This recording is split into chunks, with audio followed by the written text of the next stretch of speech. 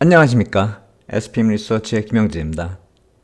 시장에서 지금 보이는 것과 들리는 것, 우리가 어떻게 봐야 될지, 어느 각도에서 봐야 될지, 그리고 어떻게 들어야 될지, 그게 중요해지는 시점이다. 이렇게 생각이 됩니다. 최근에 나타나고 있는 이런 일들, 법적으로 이분이 원하는 대로 갈 수 있는 일이 아니라는 것이 분명한데도 불구하고 노이즈가 계속 나오고 있습니다. 그거 어떻게 봐야 될지, 그냥 보이는 게 단지, 들리는 게 단지 한번 생각을 해봐야죠. 최근에 시카고 이코노믹 클럽에서 파워르장 인터뷰, 그거 한번 보고서 시작하겠습니다. Let me turn to your job. An important man once said of your job, it's the greatest job in government.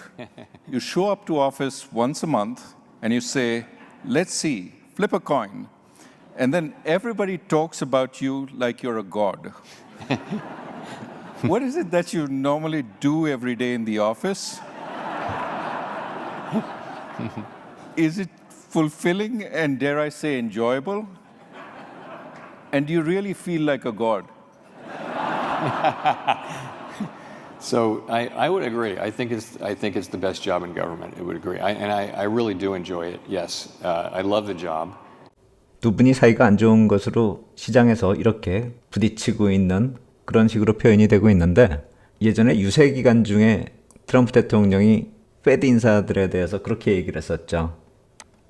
한 달에 한 번 모여가지고 동전 던지기 한다고요. 그리고 신처럼 떠받든다고요.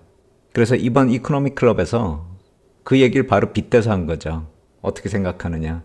그리고 그로부터 며칠 뒤에 트럼프 대통령이 페드 인사들, 특히 파월에 대해서 안 좋은 얘기를 하게 되는 것이고, 그게 어제 시장에 큰 충격을 줬죠. 법적으로 트럼프 대통령이 파월 의장을 해고할 수 있느냐 없느냐, 그건 따져볼 일도 아니라고 생각이 됩니다. 문제는 시장이 반응을 하고 있다는 것이죠. 이런 식으로요. 셀 아메리카. 그런데 제가 봤을 때는요, 이걸 이렇게 단기적으로 볼 일이 아니라 여태까지 왔었던 US 익셉셔널리즘이요, 그게 예상보다 아주 길어졌었죠. 그거하고 마찬가지로 이번에도 예상보다 길어질, 그걸 한번 생각을 해봐야 될 것 같아요. 그리고 또 어디로 갈지도 모르고 짧은 시간에 아주 멀리 왔죠. 자산시장들 흐름 보면 우리가 알 수 있습니다.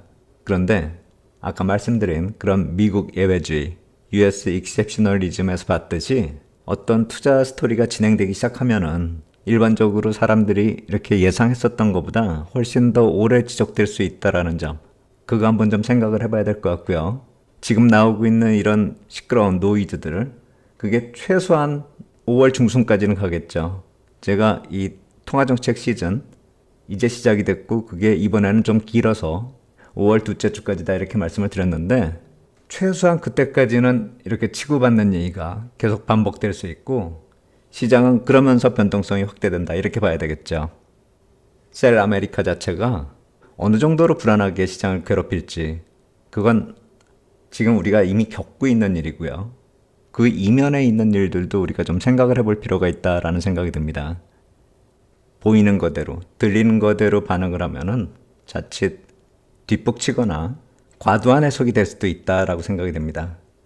만약에 경제를 분석한다라고 하면은 그냥 착오를 일으켰다, 좀 틀렸다 이렇게 생각을 할 수 있겠지만, 투자의 관점에서는 지금 아주 크리티컬한 시점이기 때문에 실전 전략으로 적용할 때는 상당히 좀 신중할 필요가 있다 이런 생각이 듭니다.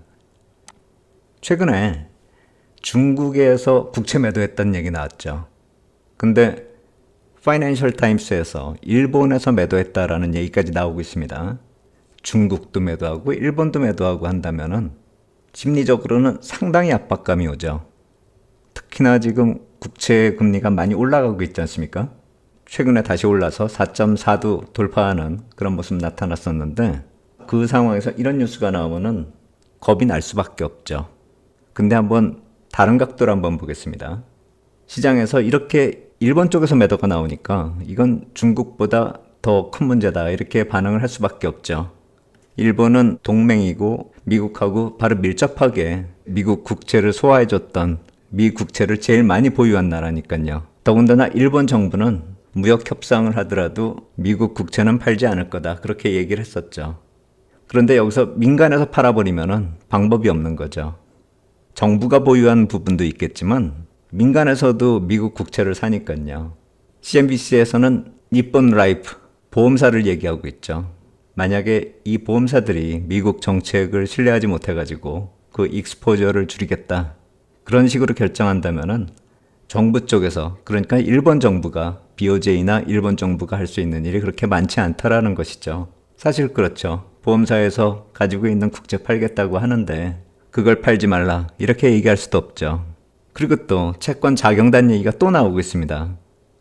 보통 이 채권 자경단 같은 경우는 미국의 어떤 정책에 대해서 비판을 받을 만한 그런 방향으로 갈 때 국채를 매도하면서 금리를 올리거나 해서 경고 시그널을 주는 그런 움직임 자체를 얘기하는 것인데, 이번에도 마찬가지로 채권 자경단도 국채 시장을 공격했다. 이런 식으로 표현이 가능한 것이죠. 트럼프 정책이 잘못됐다. 그런 신호를 주고 있다는 것이죠. 결국 시장이 채권 자경단이란 표현을 써가지고 트럼프 대통령 정책의 방향을 계속 비판을 하고 있는 것입니다.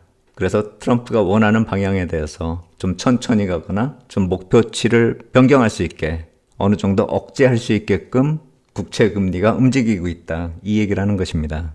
결국 이러한 얘기는 부채하고 연결되죠. 국채가 결국 부채니까요. 미국의 공공부채 보면 36조 달러 기록하고 있죠. 그리고 요전에 말씀드렸듯이 해외에서 보유한 금액이 8조 8천억 달러, 그러니까 거의 9조 달러 정도 되는 것이고요. 페드가 보유한 게 2022년에 보유 많이 했었던 때가 5조 8천억 달러였는데 그게 QT를 하면서 4조 2천억 달러로 줄어들었습니다. 1조 6천억 달러나 줄인 것이죠. 국채 말고 MBS 포함해가지고 전체적으로 자산이 줄어든 건 이거보다 더 큽니다. 2조 달러가 넘습니다. 그런데 일단 국채만 봤을 때는 이런 식으로 줄어들고 있다는 것이죠. 금리 쪽 얘기가 나왔기 때문에 이 국채 쪽만 살펴보고 있는 것입니다. 그래서 이 전체 발행된 국채, 그러니까 37조 달러를 보유 주체별로 브렉다운 한번 해봤습니다. 미국 자체적으로 미국 금융기관이나 민간 투자자들 21조 달러, 전체의 한 56% 정도가 되는 것이고요. 공공기관이 2조 달러. 그래서 전체적으로 놓고 보면은 미국 쪽에 23조 달러 정도 있는 것입니다.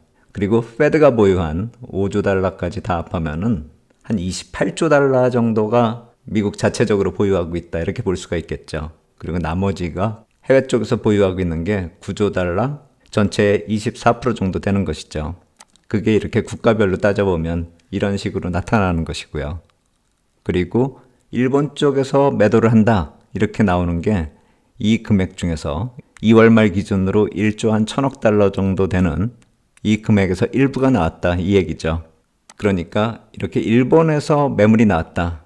200억 달러라고 이렇게 추정이 되고 있는데 이 정도 금액이 나왔다라는 게 과연 어느 정도의 의미일지 한번 또 생각해 볼 필요가 있다라는 것입니다. 중국 쪽 얘기가 나왔을 때 실제 영향보다 심리적인 영향이 더 컸다. 이것처럼 일본에서 팔았다라는 얘기도 BOJ나 일본 재무성을 거론할 게 아니라 민간 기업 쪽에서 매물이 나왔다. 이 정도로 본다면은 규모로 보나 정치적으로 보나 정책에 미치는 영향까지는 생각할 필요가 없기 때문에 그렇게 큰 문제다. 이렇게 볼 필요는 없겠죠. 여기서 이거 한번 비교해 볼게요. 최근에 트럼프 대통령이 이 하버드 대학하고 기금 보조하는 금액 가지고 티격태격하고 있죠. 이 기금, 미국의 대학 기금은 얼마나 되는지 한번 살펴보겠습니다. 제일 많은 게 하버드고 532억 달러고요. 예일이 475, 스탠포드가 414, 프린스턴이 379, MIT가 284 해가지고 모두 다 합하면은 2084억 달러입니다.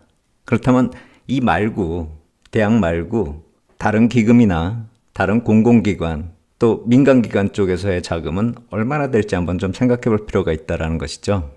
여기 이 돈들이요. 만약에 이 해외 쪽에서 매물이 많이 나온다라고 한다면은 제가 요전 방송에서 이 페드에서 QT를 통해서 실탄을 장전한 게 상당히 된다 이 말씀을 드렸잖아요. 이거 말씀드리는 거예요. 국채 쪽에서만 1조 6천억 달러 정도의 실탄이 있다라는 것이고 만약에 누가 이걸 쏟아붓기 시작한다라고 한다면은 이런 급한 상황에서는 페드 쪽에서는 상당히 적극적으로 들어오죠. 그러니까 지금의 상황이 과연 위기 상황인지 아닌지 그걸 한번 생각해 보자라는 것이죠. 아마도 트럼프하고 하버드하고 지금 싸우고는 있지만 국가적인 차원에서 위기 상황이 온다면 어떻게 할까요? 그건 꼭 하버드를 거론할 필요가 없죠. 전체적인 유동성에서 어떻게 행동을 할지 한번 좀 생각을 해보자라는 것이죠. 달러가 폭락하고 있죠. 이런 상황 때문에요. 셀 US, 셀 아메리카 때문에 달러가 폭락하고 있는 그 상황입니다. 근데 달러가 차지하고 있는, 경제에서 차지하고 있는 비중이 과연 얼마나 변화되고 있는가? 달러가 퇴장하고 있는가? 그것도 한번 좀 살펴봐야죠. FX 시장에서 88%고요. 국가 외환보유고에서 한 59%, 국가 부채 측면에서 놓고 봤을 때 한 70% 정도, 그리고 무역 거래에서 한 54% 정도, 이런 식의 위치를 차지하고 있는데 과연 어느 한순간에 무너질 수 있을까? 그것도 좀 생각을 해봐야죠. 달러 가격이 많이 내린 게 사실입니다. 이렇게 고점 찍고 많이 내렸죠. 그리고 여기 표시한 게 트럼프 1기 때 움직였었던 달러 인덱스가 움직였었던 그 변동폭입니다. 그리고 최근에 이 레인지 안으로 들어왔습니다. 이 레인지 안으로 들어오면 정치적으로 여러 가지 의미를 가지게 된다. 그렇게 생각이 됩니다. 러시아하고도 관계가 되고요. 그래서 일로 들어왔는데 1차적으로 달러 인덱스 96레벨을 보고 있다 이렇게 말씀을 드렸는데 이제 어느 정도 근접을 하고 있고요. 이걸 만약에 하향 돌파하게 된다면 약간 좀 스토리가 좀 과하게 들어가는 게 아닌가 그 생각을 할 것입니다. 저부터도요. 그래서 이 정도까지는 의도된 하락이다. 저는 개인적으로 그렇게 생각을 합니다. 도달한 다음에 또 말씀드리도록 하겠고요. 그런데 시장에서는 계속 위기 사례에 초점을 맞추고 있습니다. 블룸버그에서 US Financial Condition Index 이런 수치를 공개하고 있는데 위기 상황 때마다 나타났었던 그 수치를 이렇게 표현을 한 겁니다.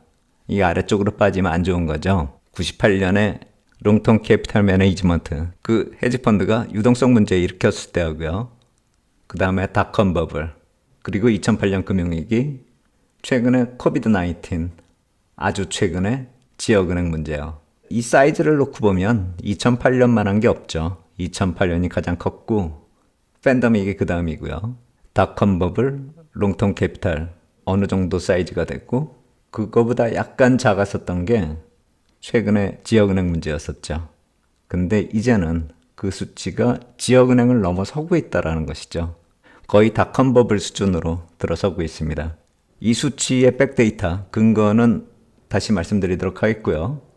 일단 이 정도까지 내려온 상황이다 이렇게 놓고 보면은 상당히 많이 진행이 되고 있는 상황이고 지금이 위기다 이렇게 초점을 맞추고 있는 것이죠.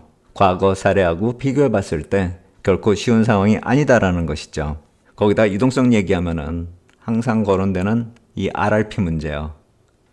여기 쭉 떨어져서 이제 거의 다 없어진 상태입니다. 이게 제로가 되면은 어떤 위기 상황이 오는 게 아니냐. 그게 항상 부담스럽게 거론이 되는데 여기에 관련된 페드 인사들이 코멘트를 하는 게 이거 완전히 제로로 만들어도 된다. 계속 이렇게 얘기를 해왔기 때문에 한번 상황 보면서 판단할 일이다. 전 그렇게 생각이 됩니다. 제가 종종 몇 분 거론하잖아요. 그분들이 이 블랙아웃 기간 이전에 코멘트를 하는 데 있어서도 이거 관련돼서 얘기를 하지 않고 있고 또 관련된 인사들 중에서 발언 일정이 아예 없는 분들도 계십니다. 그렇다면 여기서 나타날 수 있는 그런 문제가 그렇게 크지 않을 수 있다. 그리고 최근에 말씀드렸었던 세금이 많이 들어와서 회복이 된 이 TGA 잔고 제가 지난 주말까지 파악해서 말씀드렸었는데 그 이후로도 크게 변동이 없이 계속 6천억 달러에서 왔다 갔다 하고 있는 그런 모습입니다. 그러다 보니까 이런 위기 상황이 거론되면서 파월 의장에 대한 압박이 금리 내려라 하는 이 압박이요. 트럼프 대통령이 바로 직접적으로 하는 그런 압박도 있고 가운데 베센트 재무장관이 조율을 하면서 혹시 QE 쪽을 얘기하는 게 아니냐. 시장에서 그런 얘기도 나오는 것이죠. 왜냐하면 시기가 지금 아주 민감한 시기니까요. 재정계획하고 통화정책이 맞물려 들어가는 상황이고 또 그게 미국 재무부나 페드뿐만이 아니라 일본도 같이 엮여 돌아가고 있기 때문이죠.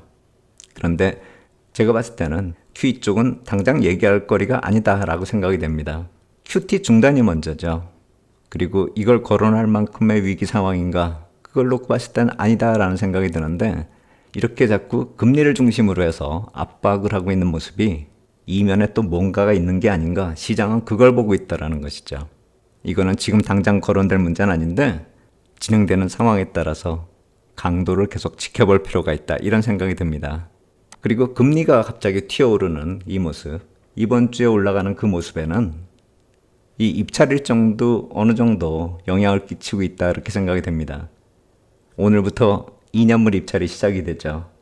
내일 모레까지입니다. 보통 한 5년물 발행이 될 때 중간 정도 지나면서 금리가 안정될 수 있기 때문에 금리 문제가 만약에 여기서 사그라든다라고 한다면 그렇게 시장을 더 압박하는 그 모습은 아닐 것이다, 이렇게 생각이 됐고, 이 4.4를 기록을 했었는데 4.4% 이번에도 그 고점을 좀 넘기는 그런 모습 나타나고 있는데, 개인적으로 놓고 봤을 때 이 4.4% 이상은 기회의 영역이 아닐까, 전 그런 생각이 듭니다.